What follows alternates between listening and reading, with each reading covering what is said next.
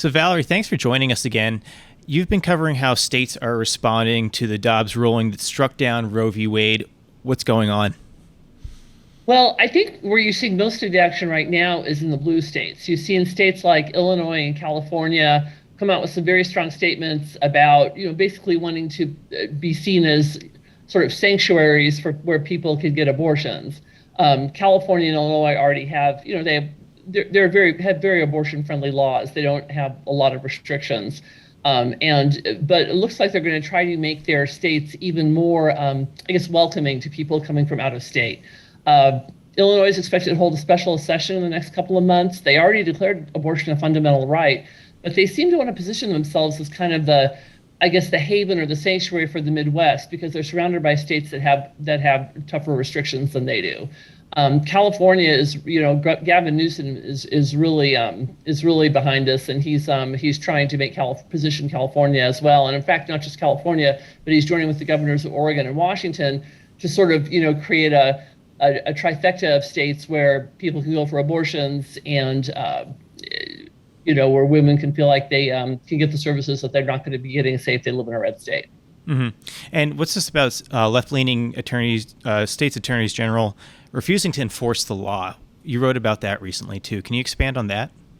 Yes. Then you've got, you've got some Democratic attorneys general and also quite a few local prosecutors, some of whom were elected with, funding from George Soros, the Democratic megadonor, saying that they're not going to enforce criminal penalties on abortion. In other words, some of the red states that have abortion restriction laws that are now kicking in, these so-called trigger laws, some of them make it either a felony, a misdemeanor. There's some sort of criminal penalty for the person who provides the abortion, not for the woman. I don't think any state has got a law like that, but in some cases, medical providers could be held liable for providing an abortion. What they're saying is they're not going to enforce those laws. Now, a little bit of the irony is that the vast majority of these, I think the number is 90 right now, live in states where there are no criminal penalties for abortion. So it's pretty symbolic. But there are a few. There's 3 in Texas. And they're saying they're not going to enforce Texas's laws, which, there are criminal penalties there for doctors if those laws end up, kicking in, which they presumably will. Sure, yeah, and it certainly seems like a little bit of posturing going on there. You mentioned that most of them are not even in those kind of states, but you talked about trigger laws. That's obviously been a Republican response, or kind of something that a lot of Republican red-leaning states had prepared for, anticipating this ruling. Is that really the extent of what the Republican response has been? Has there been anything else? What have you kind of seen?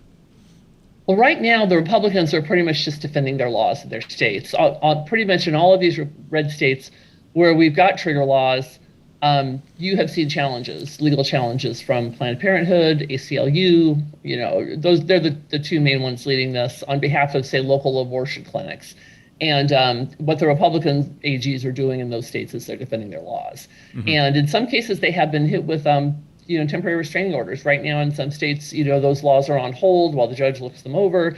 I saw that today in Mississippi, a judge has cleared the way. He's rejected a challenge from, Mississippi's one abortion clinic, and that abortion clinic looks like it's going to close now because that trigger law is going to take effect. The Mississippi law is what you could say one of the strictest. It bans most abortions, exceptions for, cases where the woman's life is in danger, also exceptions for rape, but most abortions would be prohibited. Mm-hmm. And so that looks like the last, but like I said, in Mississippi, they've got one clinic left. It looks like it's going to close probably like tomorrow. So. Mm-hmm. Now, I want to switch and talk about some polling that came out recently, actually yesterday by Scott Rasmussen. And the question was, which government institutions do you trust the most? More Americans trust the Supreme Court at 36% compared to the presidency at 19% and Congress at 11%. This coming at a time when a lot of Dems are saying that because of this ruling, the Supreme Court is now illegitimate. What do you think that kind of rhetoric means for the health of our institutions? Well, it is very interesting. I mean, this comes at a time, when we see, Democrats criticizing Republicans, accusing them of trying to tear down institutions. But as soon as the Supreme Court, takes down Roe v. Wade, suddenly the Supreme Court's illegitimate. I mean, it's it's clearly a huge issue for Democrats, and I think what they're trying to do is soften the ground here, basically to see if they can, some of the more leftist Democrats can push through legislation to pack the court. You know, if they say that this court isn't representative enough, therefore it's illegitimate, we need 21 justices. It seems to me that they're trying to build a case right now for putting in for basically trying to avoid the fact that there's going to be a 6-3 conservative majority on this court for the foreseeable future. Yeah. And yeah, I see that obviously why they're trying to expand the court, but they're also talking about nuking the filibuster, just putting a specific carve out for abortion rights, which is interesting because it's like every single issue in their agenda they want to have a special carve out for. I mean, it was voting rights last time. It was, you can go down the line here. They were saying we're going to do this just for voting rights, and now we're just going to do it for abortion. And I think we've also heard we're going to do it for climate change, but that's it. So interesting how that works. So far this hasn't worked. I haven't seen Manchin or Sinema say that they're on board with that. Yeah, but this all has to factor in the Democrats' their midterm calculus. I mean, you mentioned some Monmouth polling that recently came out that inflation is still at the top of most voters' minds. What else do you see about where does abortion rank on there? Abortion in the aftermath of the June 24th decision by the Supreme Court, I think that concern about abortion has never been higher than it has been in the last 2 weeks. And yet, the polling that I have seen, including Monmouth, shows that abortion still isn't breaking double digits in terms of the voters' concerns. Monmouth had it at 5% in terms of those who considered it their top issue, whereas inflation, the economy, jobs, that's over 50% in virtually every poll. You're seeing